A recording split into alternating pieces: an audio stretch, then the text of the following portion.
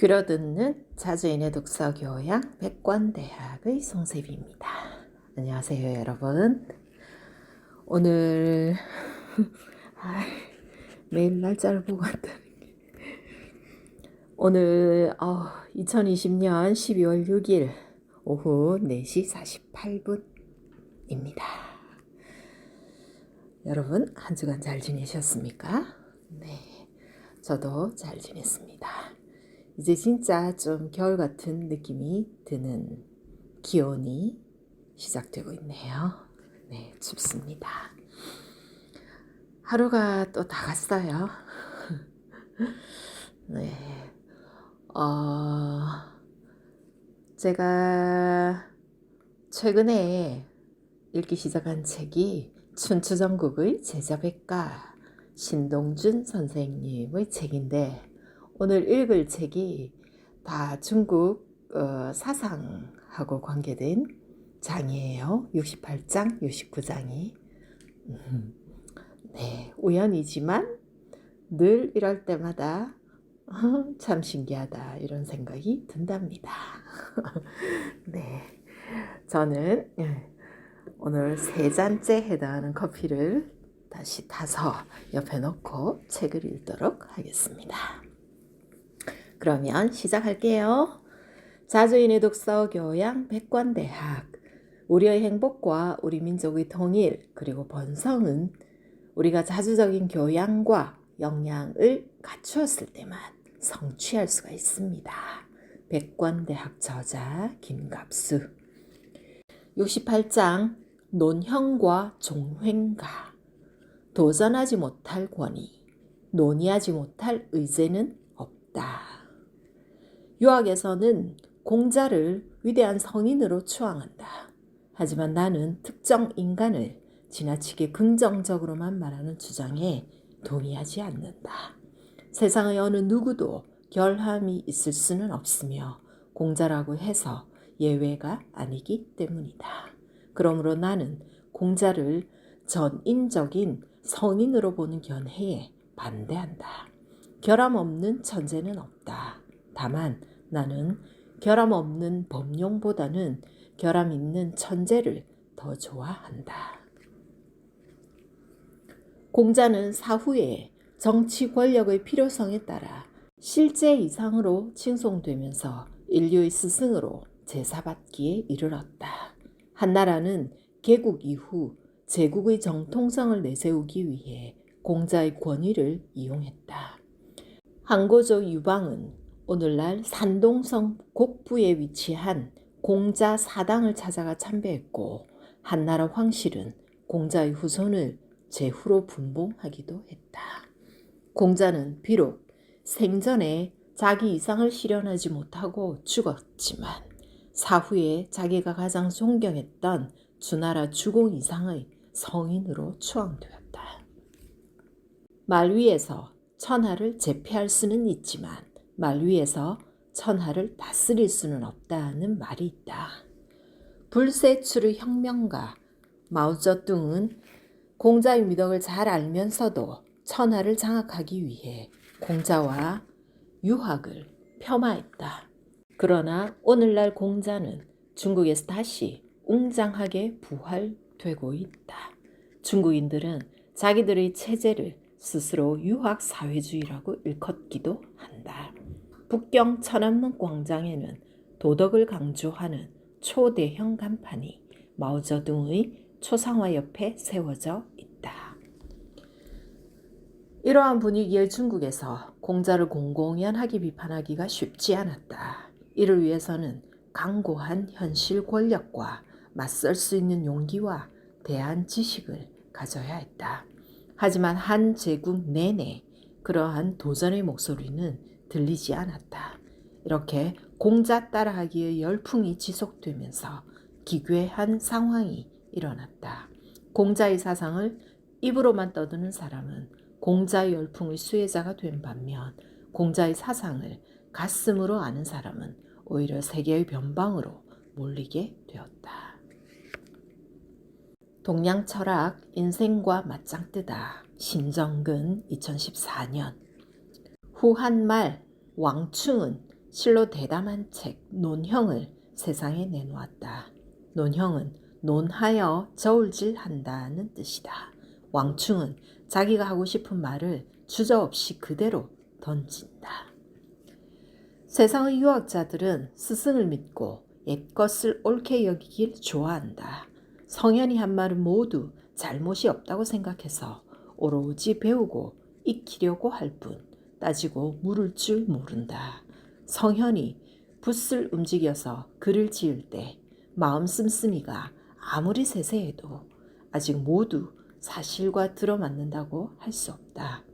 하물며 급하게 쏟아낸 말이 어찌 모두 옳다고 하겠는가. 모두 옳지 않은데도 당시 사람들은 따질 줄 몰랐다.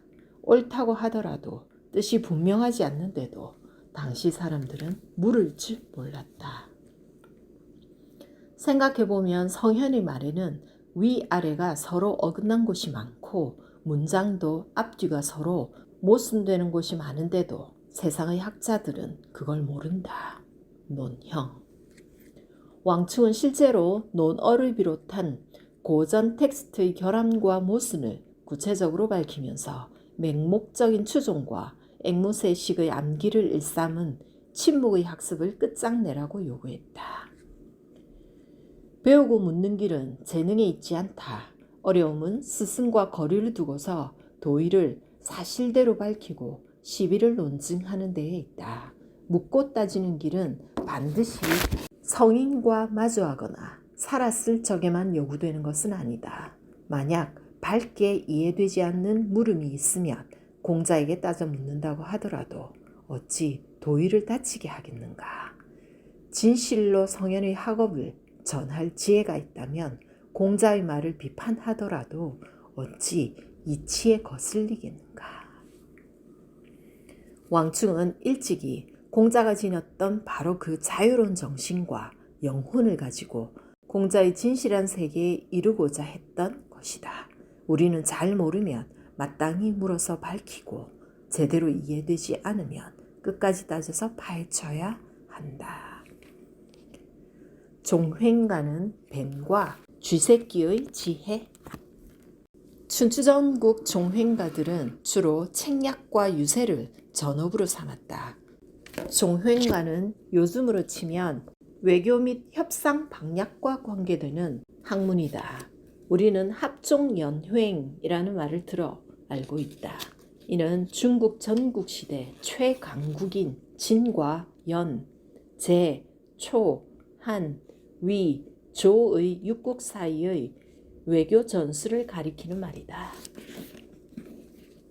기원전 4세기 말 여러 나라를 유세했던 소진은 먼저 산동의 연을 시작으로 다른 5국의 집 밑에서 속꼬리가 되기보다는 차라리 닭의 머리가 되자고 설득했다. 결과 그는 산동 6국을 종적으로 연합시켜 서쪽의 강대한 진나라와 맞서는 공수동맹을 맺도록 하였다. 이것을 합종이라고 한다. 뒤에 위나라 장인은 합종은 일시적 허식에 지나지 않으며 진을 섬겨야 한다고 산동 6국을 돌면서 각각 설득하여 진이 산동 6국과 개별로 횡적 동맹을 맺게 하는 데 성공하였다. 이것을 연횡이라고 한다. 그러나 진은 합종을 타파한 뒤 산동 6국을 차례로 멸망시켜 중국을 통일하였다. 귀곡자는 합종과 연횡의 주도자 소진과 장의의 스승이라고 전해지지만 병가의 손무처럼 실존 자체가 확실하지는 않은 인물이다. 의성으로 지금까지 회자되는 편작이나 말 다루기의 전설적인 천재 백낙도 사실은 실존 여부가 불투명한 인물들이다. 귀곡자는 유세학의 귀재였다. 오늘날 유세라고 하면 서양에서 발달한 선거에서의 유세를 말하는데 중국에서의 유세는 현실 참여적인 학자가 이곳저곳으로 옮겨다니면서 대부나 군주를 만나 자기 의견이나 주장을 펼치는 행위를 말한다. 공, 맹, 순, 묵, 장, 한비자 등이 모두 유세를 다녔다. 종횡가의 무기는 언변이었다. 한편 유가는 종횡가를 사갈시했다. 인의를 추구하고 교원 영색을 경계하는 유가로서는 일면 당연한 일이었다. 특히 송대의 유학자 송염은 귀곡자의 내용은 모두 소인들이 사용하는 벤과 쥐새끼의 지혜에 지나지 않는다. 이를 집안에서 쓰면 집안이 망하고 나라에서 쓰면 나라가 망하고 천하에서 쓰면 천하가 망한다. 사대부들은 의당 침을 뱉듯이 이를 내던지며 좇지 말아야 할 것이다 라고 저주를 퍼부었다. 말이 심하기는 했지만 그래도 유가의 종횡가 비판은 합리적인 것이었다.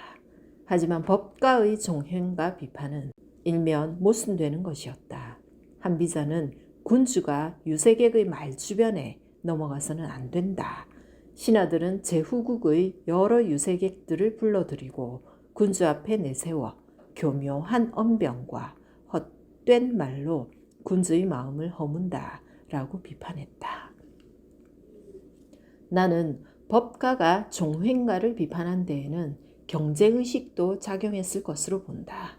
사실 따지고 보면 법가는 물론 제자백가 모두가 유색액이라는 점은 마찬가지 아닌가. 게다가 공교롭게도 한비자는 심한 말더듬이었다. 종횡가를 인정한 것은 오직 병가뿐이었다.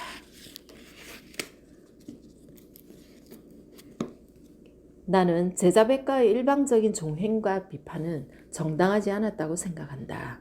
노련한 종횡가의 눈에는 다른 학파의 유세는 초보 수준에도 미치지 못했을 수도 있다. 종횡가의 논리는 다른 제자백가의 주장처럼 그다지 속된 것만은 아니었다. 특히 종횡가의 논리는 외교와 협상이 중시되는 현대적 관점에서 유용하다고 본다. 합종책으로 전국시대를 풍미했던 소진의 유세술 7단계를 보면 종횡가의 논리가 대단히 예리하고 정교했다는 것을 알 수 있다. 1. 열예. 상대방을 칭찬하여 기분을 고양시킨다. 2. 협회. 자기 권고를 듣지 않으면 어떤 해가 미칠지를 말한다. 3. 시성. 마음을 열어 정성을 보인다. 4. 명세. 대세를 명확히 밝혀주면서 깨우친다. 5. 유리. 이익이 되는 말을 알려 설득한다. 6. 격언. 상대의 자존심을 건드려 분격시킨다. 7. 결력. 상대가 우물쭈물 결단하지 못할 때 강하게 밀어붙인다.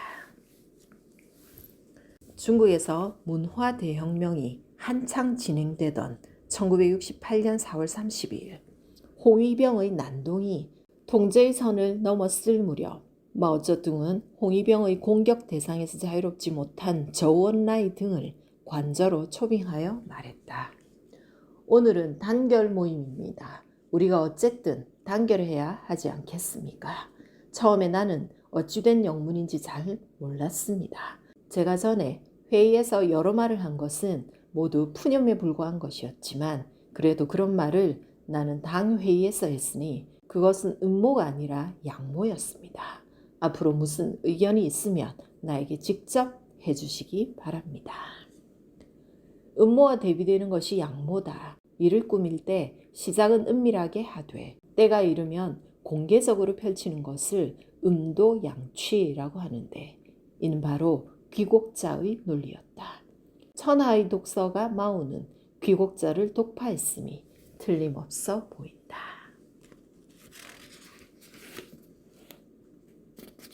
69장 상군서. 중국 최고의 변법개혁가 상앙. 치국의 도는 크게 보아 왕도와 패도로 대별된다. 왕도가 도덕 정치라면 패도는 사법 정치라고 할 수 있다. 하지만 왕도가 아무리 도덕 정치라고 하더라도 법 없이는 나라를 다스릴 수가 없다. 그래서 왕도와 패도에 법의 개념을 적용하자면 왕도는 자연법, 패도는 실정법을 중시하는 정치라고 할 수 있다. 패도를 추구하는 법가의 대표적인 인물로는 관중을 필두로 자산, 오기, 상앙, 신불해, 한비자 등이 있는데 이 글에서는 주로 상앙을 논의하고자 한다. 한국에서는 상앙보다 한비자를 더 중시하는데 최근 중국에서는 상앙을 법가의 최고자리에 놓기 시작했다. 이는 한비자의 사상이 주로 신하를 자유자재로 다루는 치리 불치민에 있는 데 비해 상앙은 통치의 요체를 곧장 백성을 통치하는 치민에 두고 있기 때문이다. 요즘 중국에서는 상앙의 책, 즉 상군서, 주역서가 쏟아져 나오고 있다. 이것은 G2에서 G1으로 올라서려는 중국의 야심을 반영한다. 상앙은 중국 춘추 전국 시대를 통틀어 가장 시대적 역할이 컸던 인물이다. 게다가 그의 삶은 파란만장하기 그지없다. 상앙은 기원전 4세기 전국시대 후기 진나라의 재상이었다. 전국시대 후기는 전쟁의 시대였다. 본국들이 잇따라 독립왕국을 선포하고 나섰고 이에 따라 각 본국의 국군들은 너나 할 것 없이 국왕으로 칭호를 바꾸었다. 진나라의 천하통일은 중국 역사상 최초의 기적 같은 일이었다. 산동성 태양산맥 서쪽 변방의 소국이 최초의 천하통일을 달성하리라고는 그 누구도 예상치 못한 일이었다. 그런데 진시황의 천하통일은 상항의 변법개혁이 없었더라면 불가능한 일이었다. 상항의 변법개혁은 소국 진나라를 일약 전국시대의 최강국으로 부상시켰다. 각국의 군주들은 놀라고 당황한 나머지 상항의 변법을 받아들여 진나라처럼 부국 강병을 꾀했다. 하지만 대부분은 내부개혁보다는 외교정책에 치중했다. 일부 국가들은 연합하여 진나라에 대항하기도 했다. 그 중에는 진나라와 화해하여 위기를 피해가려는 나라도 있었다. 전국시대 후기를 변법의 시대로 몰아넣은 상앙. 그는 중국 5천년 역사상 개혁의 최고 대명사가 된 인물로서 중국사 전체에 지대한 영향을 미쳤다. 상항이 실천한 변법의 의미는 단순한 법령의 개정이나 상층부의 개혁이 아닌 국가와 백성 모두의 철저한 개변이자 사회구조 및 풍속의 개혁이었고 심지어는 도덕적 가치관과 가정과 가족의 인생에 대한 일대 변혁이었다. 20년에 걸친 상항의 변법 개혁이 성공한 데에는 당시 진나라 군주 효공의 지속적인 신임이 있었기 때문이다. 전국시대 진효공과 상항의 만남은 이전 춘추시대 제환공과 관중의 만남보다 더 극적이었고 위력적이었다. 진나라는 상항의 계략으로 동편에 인접한 위나라를 축출하면서 전국시대 최강국으로 올라서는 결정적인 계기를 마련했다. 참고로 진나라보다 강국이었던 위나라의 해왕은 산동성 동쪽 양으로 쫓겨나 양해왕이 된다. 맹자 첫 장에 등장하는 양해왕이 바로 이 사람이다. 이로 보아 상항은 맹자와 동시대의 인물임을 알 수 있다. 왕도 정치의 거두 맹자와 패도 정치의 거두 상항이 같은 시대를 산 인물이라는 점이 퍽 흥미롭다. 당대의 승자는 상항이지만 후대의 승자는 맹자가 된 점 역시 흥미롭다. 흥미로운 것은 이뿐이 아니다. 상항은 원래 진나라 사람이 아니라 진나라의 숙적 위나라 사람이라는 점도 흥미롭지 않은가. 상항의 변법 개혁은 악양에서 함양으로 전도하면서 시작되었다. 그는 준법과 관작을 엄정히 하고 5에서 10가구 단위 연대 책임제를 실시했다. 그는 법령을 비판하는 자와 칭송하는 자를 모두 처벌했다. 전자는 위반자이고 후자는 아부자라는 논리였다. 그러자 법령에 왈가왈부하는 사람이 없어졌다. 그는 문자, 화폐, 도량형 등을 통일했으며 봉건제를 중앙집권제인 군현제로 바꿔나갔다. 상항은 인구 증가를 위해 부모와 자식을 분가하도록 했으며 행정 단위를 통폐합하고 개간과 증산에 박차를 가했다. 상황은 중국 역사상 가장 혁혁한 병법 개혁의 성취자였다. 동시에 그는 왕도 정치에 반하는 일종의 정치 책략가였다. 그의 입신과 영달 그리고 배신과 몰락과 죽음의 과정이 어느 하나 흥미롭지 않은 것이 없다. 어리석은 자의 가장 큰 우환은 무엇일까?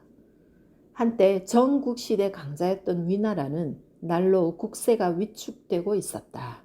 재상 공숙좌는 옛날의 얘기를 잃은 데다 병이나 자리에 누워 있었다. 위해왕이 문병을 가서 눈물을 흘리며 물었다. 그대가 혹시 일어나지 못한다면 장차 누구에게 국사를 맡겨야 하겠는지요. 저희 중서자 공손앙이 있는데 나이는 어리지만 천하의 기재입니다. 원컨대 군왕은 공손왕에게 국사를 맡기십시오. 중서자는 대부의 집사를 말하고 공손왕은 상왕의 원래 이름이다. 상왕이라는 이름은 훗날 대공을 이루어 상어 땅을 하사받은 데서 붙인 것이다. 위해왕은 조금 이상하게 여겼다.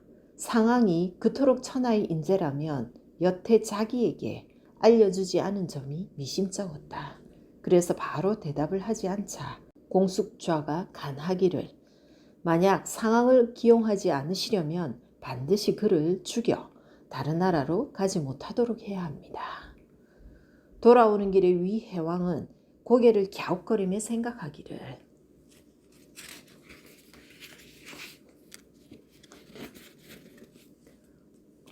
공숙좌의 병이 심하다.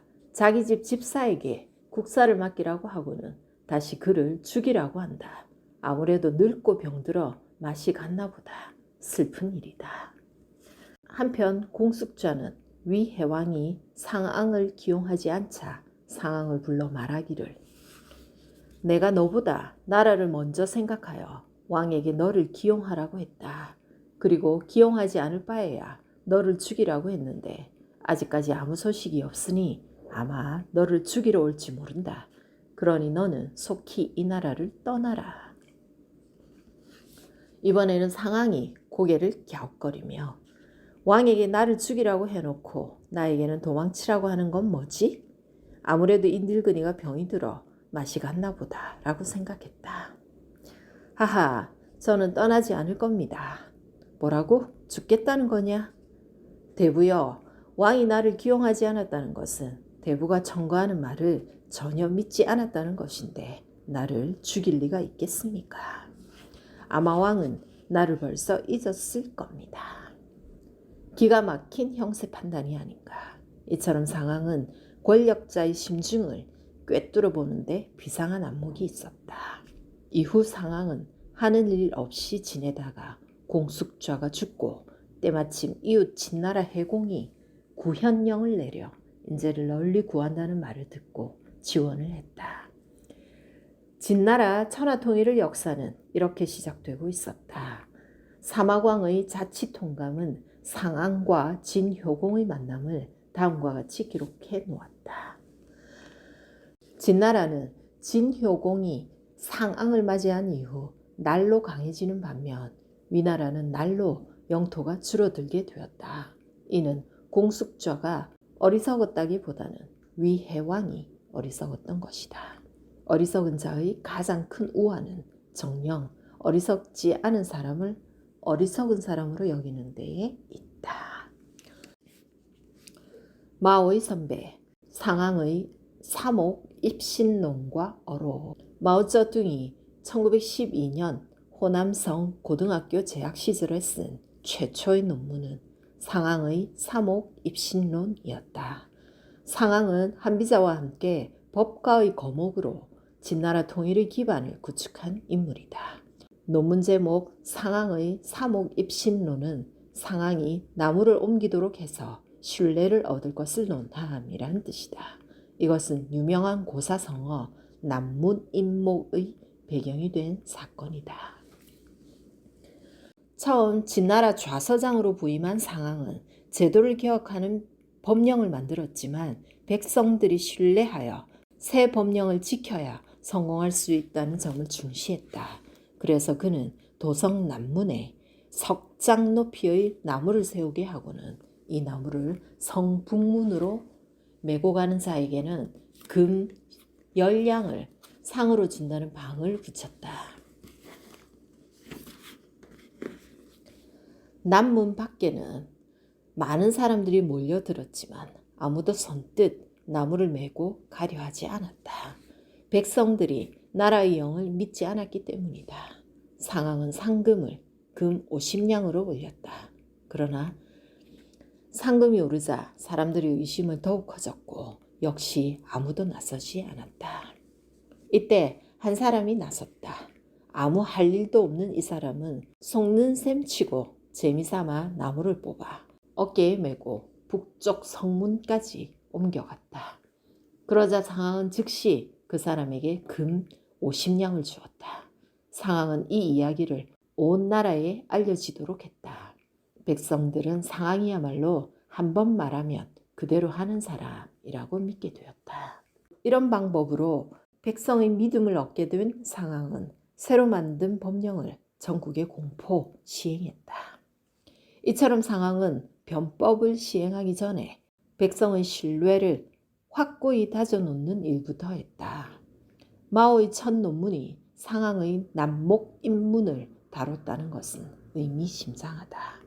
서구 열강과 장제스의 국민당군 그리고 군벌들에게 끊임없이 착취와 무시를 당하던 중국 인민들은 마오의 홍군에게 열광적인 지지를 보냈다. 장제스는 입만 열면 덕치의 인의를 말했지만 마오는 법가의 법치를 실전에 적용했다. 다음은 상왕의 어록을 상군서에서 골라 뽑은 것이다. 지고한 덕을 논하는 자는 세속과 타협하지 않고 큰 공을 세우는 자는 많은 사람과 상의하지 않는다. 지혜로운 자는 법을 만들고 어리석은 자는 법에 구속된다. 현명한 자는 예를 고치고 불초한 자는 예에 구속된다. 법에 제압되는 사람과 변법을 논할 수 없다. 적장자를 제외한 세속 자제들의 요역에 관한 법령을 일반 백성과 동등하게 제정해 반포한다. 무릇 군주가 백성을 격려하는 수단은 관작이고 나라가 흥성하는 길은 농사를 지으며 싸우는 농전이다. 간교한 언변인 교언과 육아학설처럼 공허한 도리인 허도에 의존하면 안 된다. 무릇 나라가 위태롭고 군주가 근심하는 것은 강적과 대국 때문이다. 나라가 육아의 덕치를 베풀면 반드시 간사한 자들이 많아진다. 백성을 법령에 굴복하도록 만든 조치로 억센 백성을 사라지게 만드는 나라는 강해진다. 유생은 학문으로 나라를 어지럽히고 협객은 사적인 무력으로 군주의 금령을 어긴다. 그런데도 지금의 군주는 이들을 모두 예우하고 있다. 나라가 혼란스러운 이유다. 관직을 해치는 것은 소극적으로 업무에 임하는 약치, 복지부동의 자세로 일을 처리해 나가는 관행이 그것이다. 나라의 군주를 원망하는 사람이 없으면 강국이다. 백성이 용감하면 그들이 바라는 장록으로 그 용기를 포상하고 백성이 겁을 내면 그들이 꺼리는 형벌로 그것을 제거한다. 겁 많은 백성은 형벌을 사용해 부리면 용감해지고 용감한 백성을 상을 이용해 부리면 목숨을 바친다. 무릇 인자는 남을 아끼고 이롭게 하는 것을 본분으로 여기고 현자는 남을 도와 나아가게 하는 것을 도리로 여긴다. 성인은 옛것을 모범으로 삼지 않고 오늘의 것을 고수하지 않는다. 옛것을 모범으로 삼으며 시대에 뒤떨어지고 오늘의 것을 고수하면 면면히 흘러가는 시대의 추세와 단절된다. 명군은 비열한 행위를 방임하지 않고 혼란을 조장하지 않는다. 영토를 보유한 자는 스스로 가난하다고 말해서는 안 되고 백성을 거느린 자는 스스로 약하다고 말해서는 안 된다. 흩어져 달아나는 적이 발걸음을 멈추지 않으면 그들을 놓아주고 더 이상 추격하지 않는다. 큰 전투에서 승리하면 패주하는 적을 심리 이상 뒤쫓지 않고 작은 전투에서 승리하면 오리 이상 뒤쫓지 않는다.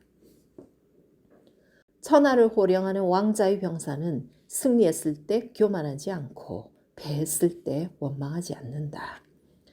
전쟁의 승리에도 교만하지 않는 것은 전술에 밝기 때문이고 전쟁에 패해도 원망하지 않는 것은 실패한 이유를 알기 때문이다. 사방으로 적을 마주하고 싸우는 나라는 방어에 힘써야 한다. 공과 사의 구분이 명확해야 소인배들이 현자를 질투하지 못하고 미련한 자가 전공을 세운 자를 질투하지 못한다. 이른바 형벌의 통일은 형벌을 시행할 때 신분의 차이를 두지 않는 것이다. 성인이 나라를 다스릴 때는 오직 포상, 형벌, 교화 등 세 가지 사안의 통일을 살필 따름이다.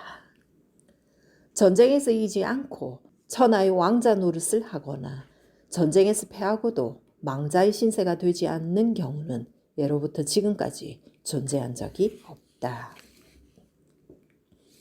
나라를 잘 다스리는 자는 약한 자를 처벌할 뿐 선한 자를 보상하지 않는다. 명군은 신하들에게 부귀를 약속하지 않는다. 백성이 행하는 대외적인 일로 전쟁보다 어려운 것은 없다. 보위에 앉아 있어도 군주의 명이 집행되지 않으면 위험하고 오관이 업무를 분장할지라도 법제가 없으면 혼란스러워지고 법제가 설치되어 있어도 사적인 선행이 앞서면 백성은 형벌을 두려워하지 않게 된다. 신의가 없으면 백성을 부릴 수 없고 백성을 부릴 수 없으면 나라를 지킬 수 없다. 그래서 옛 왕자는 천하를 속이지 않았고 패자는 이웃 제후국을 속이지 않는 것이다. 나라를 잘 다스리는 자는 백성을 속이지 않고 한 집안을 잘 다스리는 자는 친속을 속이지 않는다. 네. 우리의 지금과 관련되는 말이 많이 있네요. 그 반대로 말이지요. 하지만 그들이 공부를 안 하고 공부를 하더라도 말로만 알고 실행을 하려고는 하지 않으니 나라가 지금처럼 이 모양 이 꼴이겠지요. 씁쓸합니다. 네, 이제 어두워졌네요. 여러분 휴일 하루 마무리 잘 하시고 전 또 다음 주에 뵙겠습니다. 안녕히 계십시오.